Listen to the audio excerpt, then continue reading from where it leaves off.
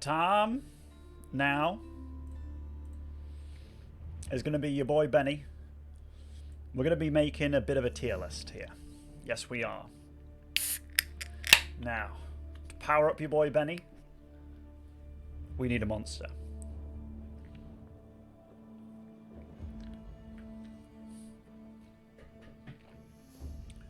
In fact, hold on. We can have some Age of Empires music buzzing in the background, can't we? It's kind of nice. Nice ambience. Alright. Now, this tier list is coming right before the tournaments start. So the tournaments are starting literally in 2 days' time. So I think this kind of information, given that we haven't had a major tournament in a long time, EGC TV has obviously taken a break over the summer holidays. And rightly so. They've been literally carrying the scene on their backs with their massive, massive balls as well. That's a lot to carry. It's a lot to carry. So, they're back. They've announced 3 big tournaments, and all the players are going to be playing in them. So it's going to be awesome.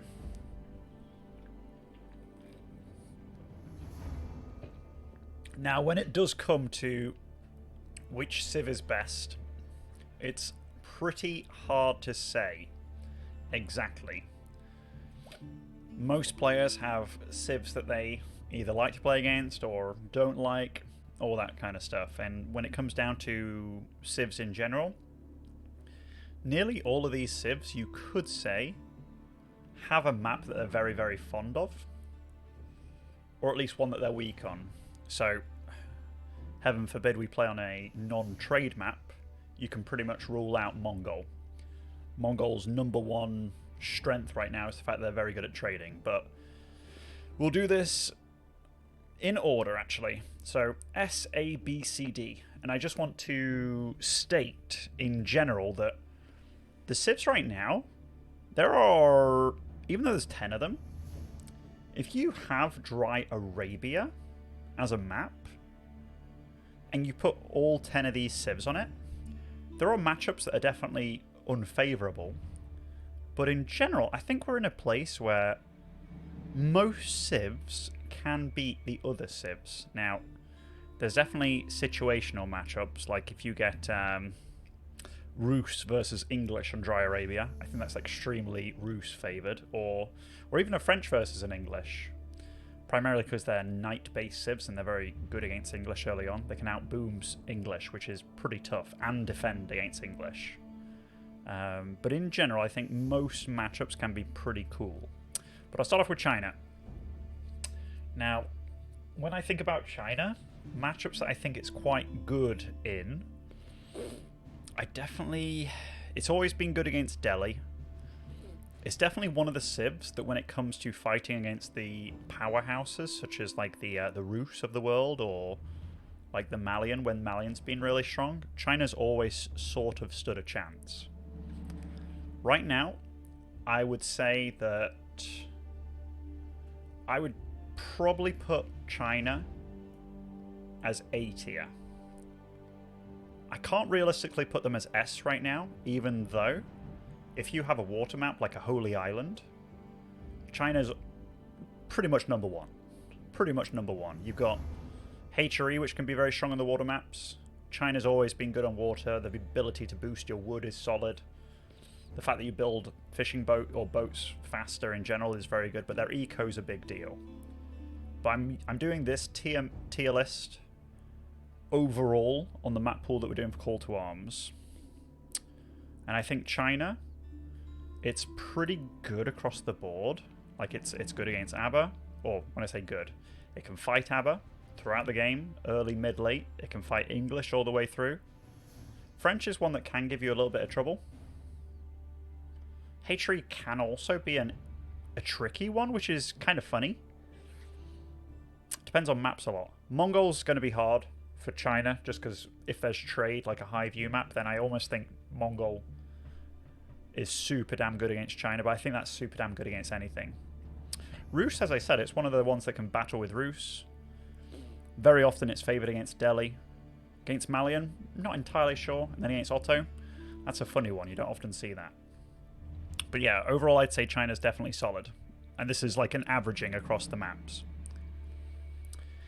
Abbasid. Abbasid is a interesting one because Abbasid in my head, I have to think about how many changes it's been through, and a lot of my information, like last patch before Abbasid went through a lot of changes, I used to feel that Abbasid was kind of weak against English, for example, but I'm not sure it is.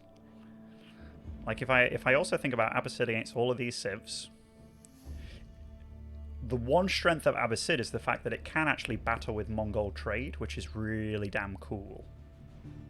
That's actually really damn important because it has its own trade wing and its traders are cheaper. So Abbasid is one of the main civs that can actually battle with Mongol on a trade map in true trade form. So in that respect, it's already a powerful civ. Against the other ones, like against French, it's kind of tough. Even though you think like, all right, they've got better spearmen against the knights, they've got camels against the knights as well. It doesn't quite work out always like that. Because French can definitely do well. I think Hatchery can be a funny matchup for them. English can be interesting. Rus is very hard for Abba, and given how strong Rus is,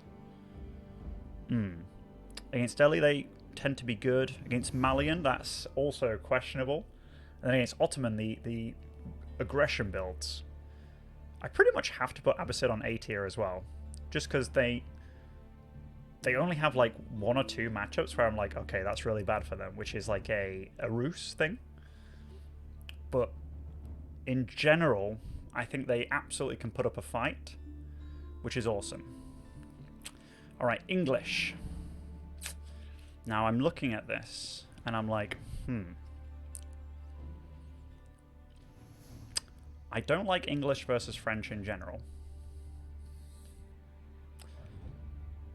English versus Hatchery can also be very problematic.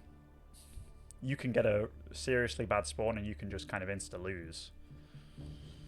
Against Mongol, English used to be very favoured, but with trade how it is now, and Keshiks are a big deal. Because before, say if the game went on for longer, and it stayed in Age 2 for a long time, English just gets better and better. The men-at-arms, the spearmen, the longbows, they have a really good, robust feudal. But now with Mongol, instead of it being archer, horseman, spearman, you didn't really make spearmen because there was nothing, like, the English doesn't make horsemen. But now you can make Keshiks archer against that. It's actually kind of tough. Because your men-at-arms before were kind of like the lads, you know? In feudal, they used to just do so well. Whereas now it's a bit tricky. So it's that one matchup that was quite good for them, depending on the map, it's not. Now, English against Rus, that's a horrible matchup for English. I don't think anybody on the planet likes that. And one of the big reasons is, people when they think about Rus, they tend to think about like the Kremlin. They tend to think about, you know, Streltsy and stuff. But one really big valuable thing about Rus is the fact that their economy is very solid. So like Rus get the bounty, meaning they don't need to farm gold to get Age 2. They get a very quick wheelbarrow. And then with the bounty, they very often will get 250 bounty in a game, meaning they'll get 10% extra food income straight away. They have access to knights, they can get a very quick second TC. All of these things mean that English is behind. So that's one of the matchups that they absolutely hate. English have never enjoyed Delhi, although maybe there's some builds that work.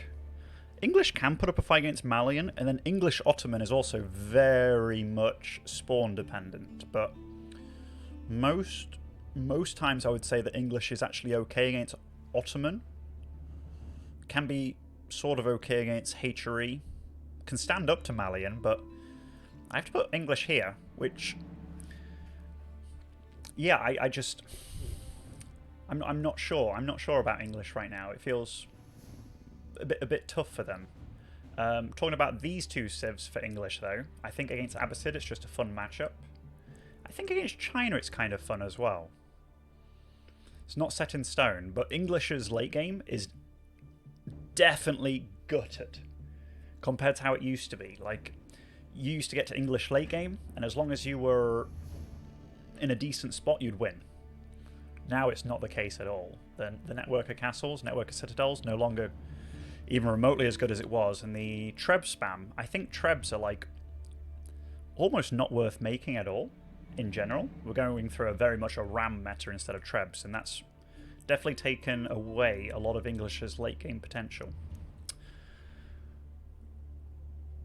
Also, the fact that when they are Age 4, sorry for going on here, when they are Age 4, they tend to want to spam things like hand cannoneers, longbows, men-at-arms. They don't really, like, wood is always a bit of an issue for English, and given that you have permanent food and gold gen, the fact that you aren't relying on horsemen, you have weaker horsemen than most, and expensive, obviously they're the same price, means that the ram stuff is actually a lot more problematic, and hand cannons, if they're stuck in a fight but they're shooting rams instead of units, it's instead of dealing like the 42 damage that they're meant to do, they're doing 1 per hit against rams, so that also really hurts English. Thank you for the sub, Spiffamoo. Alright, French. Now, French is actually an interesting one, because French is literally, throughout the history of AoE 4, one of these guys that goes from top to bottom to top to bottom. And right now, it's kind of a funny one to put. So if I think about French against these 3 civs here, I actually don't think it's bad at all. I think French against English is always decent for French, depending on the map. French against China's also kind of interesting. It can keep up with China's boom, which is kind of funny. Abbasid as well. It's not easy. It's not easy for Abba. So in that respect, French is good against these. It's always been good against HRE. But this is where French, for me, falls a little bit weird, because French against Mongol right now, I genuinely don't know what French can do against the trader Mongol. Mongol is fucking strong against French. Really strong against French. I also feel, due to Rus's power right now, that French isn't the best against those either. So against 2 of the strongest civs right now, I don't feel that French lines up that well. And it used to be considered like not that terrible against Rus, but it's hard. Delhi's also sort of problematic for French, but Malian poops on French as well, I feel. And then Ottoman's hard. So French is very much one of these civs that it has okay-ish matchups / good matchups, but then it has some really bad matchups. So it's kind of hard for me to plonk it, but I think I'm going to plonk French in B as well. Now, one thing I really want to make note of here, the civs in general, like if you plonk them all on Dry Arabia again, if you have like a B tier civ against an S tier civ, doesn't mean it's a foregone conclusion. We're talking about, you know, across the board, how good they are, how good they match up against the other ones. Now, HRE is also interesting, because HRE, despite it being very reliant on things like relics and whatnot, we're learning it's quite versatile at the moment. And I guess one of the main reasons why HRE is sort of versatile is because all of its units suck, which means that none of them suck at the same time. Now, I say that. You've got French with Knights, straight away Age 2, and things like ARBs, they're unique units. Obviously, you're going to make those, so you're a bit more predictable. But HRE, the only like unique buff you get to your land units is infantry are like 10% more mobile, and then you got better men-at-arms, and men-at-arms of all the units I think in the game are generally pretty bad. Like they're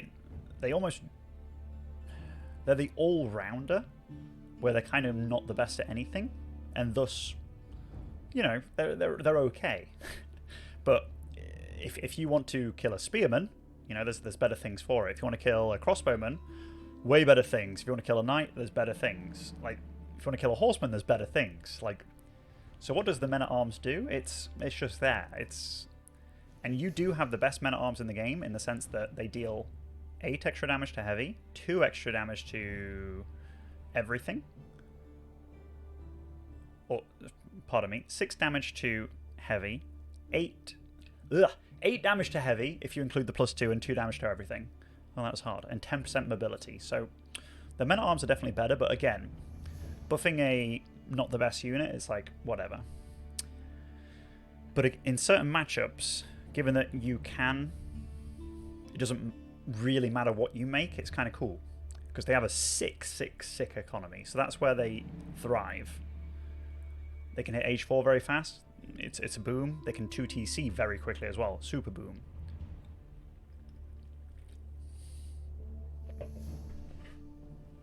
But where do you put them?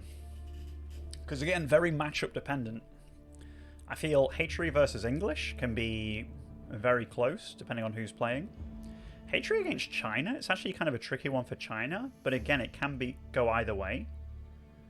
Because Hatchery, if you play against China, I would give you the advantage for most of the game until it hits late game. So Hatchery will hit late game almost faster than anybody else, just because of the way that they are, if you play it like that. But their late game is maybe the weakest across all the civs, which is kind of funny to say. And I really mean that. Like, it's potentially the weakest across all the civs. So just because you hit it very quickly doesn't mean it's necessarily the best. But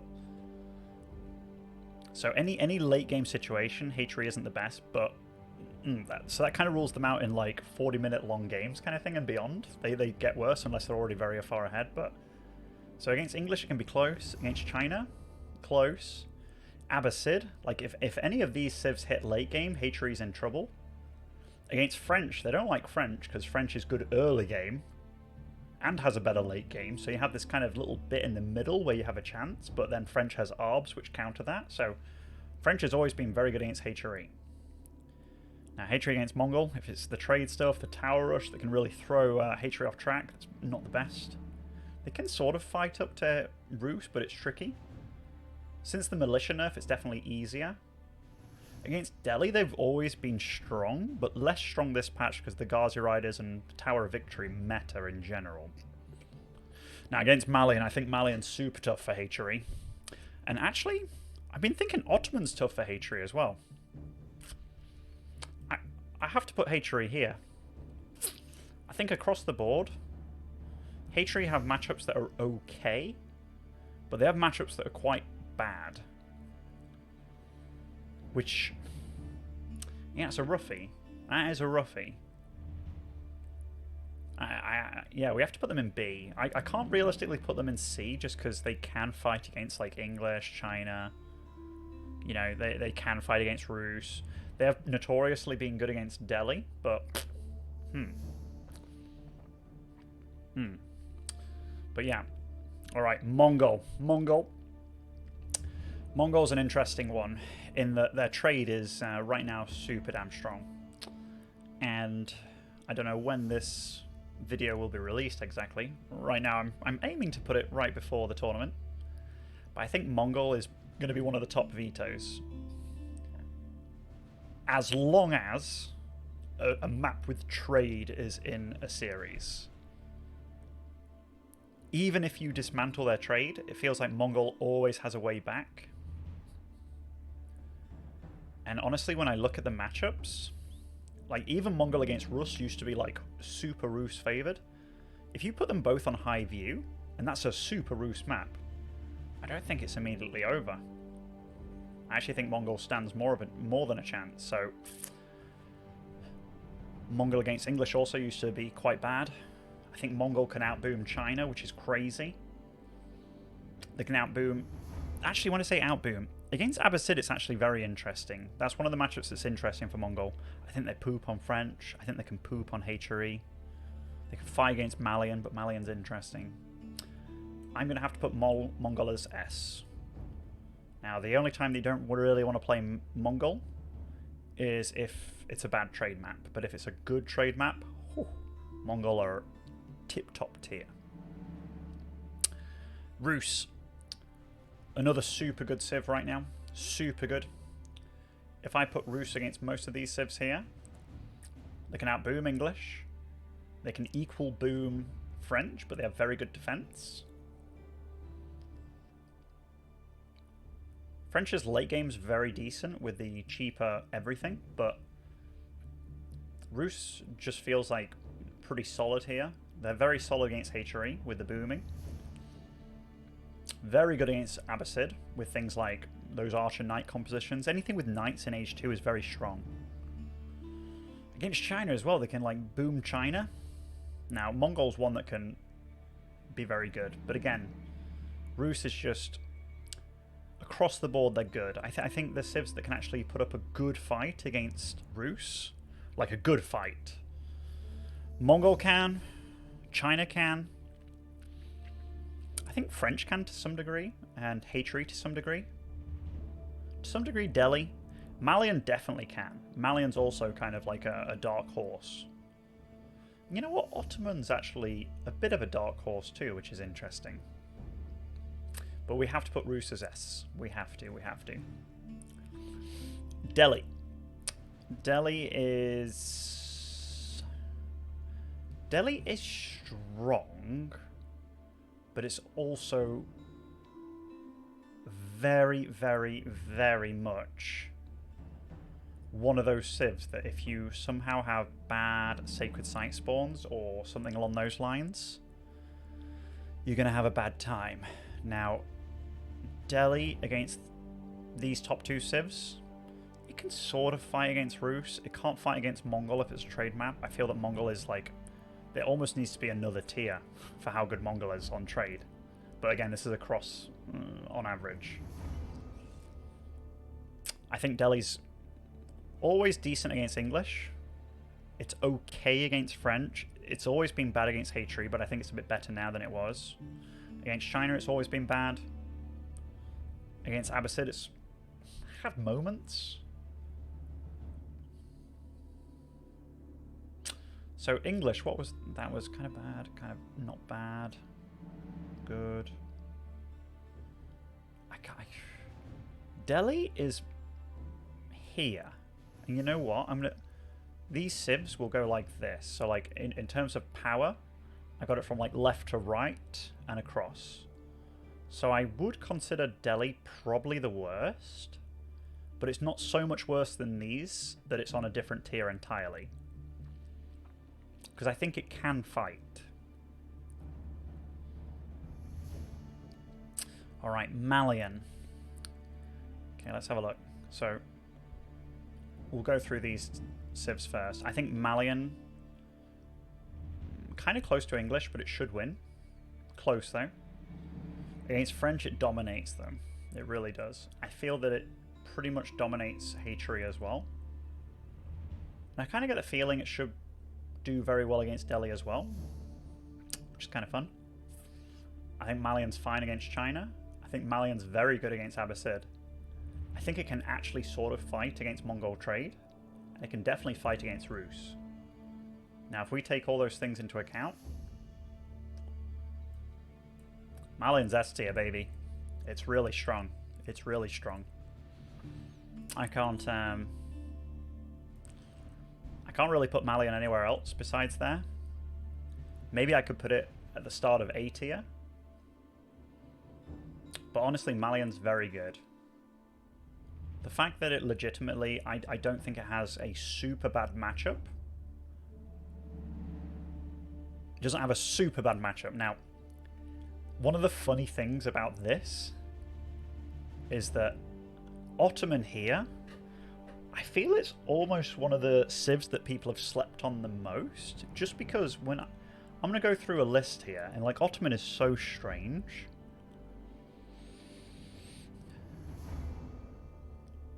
Ottoman is so strange, because I'm going to go through the civ matchups here. Like, Ottoman against English is tough, but if you survive the initial push, it's good. Against French, I think it's pretty good. Against Hatri, I think it's pretty good. Against Delhi, I'm not sure. I actually find Otto versus Delhi quite hard. Now, that's already kind of weird, right? In the sense that, okay, it's pretty okay against these two. Not the best against English. Not the best against Delhi. So it's kind of like 50-50 across the board here with the B tiers. I don't like Ottoman against China. I don't mind Ottoman against Abbasid. Which again, that's like 50-50 across the A tiers. Now against the S tier, I actually think Ottoman is maybe one of the best civs against Malian. of all of the civs. Which it feels so funny to say, because I also feel that Ottoman's not that terrible against Rus. There's absolutely a world as well where Ottoman can fight against Mongol.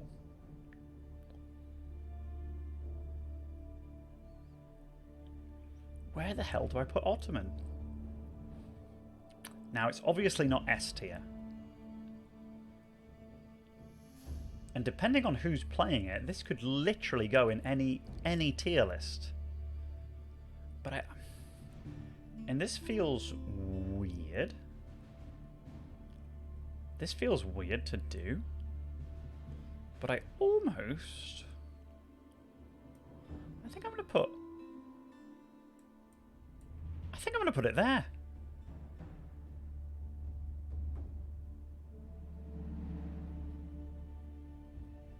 Now, this in my head feels wrong, but sort of feels right at the same time. Now,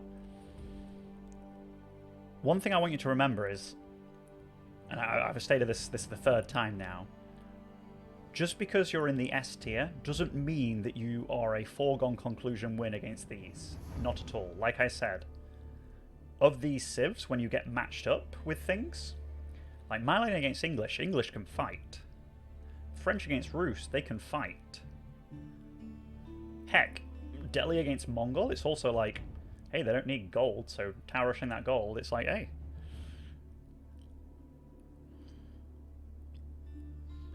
It's a funny one. Like, Ottoman can fight Mali, they can fight... Ottoman can actually genuinely fight against the S tier civs, but it can also lose against the B tier civs. Yeah, very, very fun. Very fun. So, there's a lot of crossover and just what beats what situationally, but in general I would say if you plonk these civs across the maps that we've got in Call to Arms, I think this is a pretty decent power level of how strong they are, and I think we'll very much see Mongol, Rus, Malian, the top 3 bands. I can't see it not being that. Even if you play against players that have notoriously been very good with certain civs, such as like myself with English, like Beastie's HRE, Marine Lord and Lucifron's French, Vortix's Delhi, you know, like lots of players have civs that they're particularly good with. I almost think it doesn't matter with how strong some of these civs are right now. So yeah, that's what I think I'm going to stick with, but I also want to emphasize they're all pretty damn close. And as far as balance goes, if you took trade out the equation, it could literally be like that. Literally. So, I mean, yeah, very, very interesting. But I think that's how I'm going to leave it. I hope you guys enjoyed this tier list video. Spent quite a bit of time on it, but hope you enjoyed it regardless. Peace. And now, time for some more Monster, baby. Alright.